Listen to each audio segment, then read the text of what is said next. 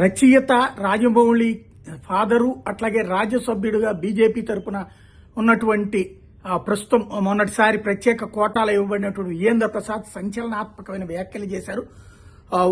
మా పూర్వీకులు చాలా తప్పులు చేశారు, మాది పెద్ద సంపన్న కుటుంబం, మా పూర్వీకులు చేసిన తప్పులకి నేను క్షమాపణలు చెప్తున్నానని ప్రకటించారు. రచయిత రాజమౌళి తండ్రి అయినటువంటి విజేంద్ర ప్రసాద్ మాది చాలా సంపన్న కుటుంబం అన్నటువంటి విషయాన్ని ప్రత్యేకించి ప్రస్తావించారు. నాకు తెలిసి నేను ఎప్పుడూ ఎలాంటి తప్పు చేయలేదు అని ప్రకటించారు. మా పూర్వీకులు మాత్రం అనేక దారుణాలకి పాల్పడ్డారు, నోటితో చెప్పుకోలేనన్ని భయంకర ఘోరాలు చేశారు అన్నటువంటి విషయం ప్రకటించారు. వాటిని తలుచుకుంటే నాకు సిగ్గుతో తలదించుకోవాలని అనిపిస్తుంది అన్నటువంటి ప్రకటన చేశారు.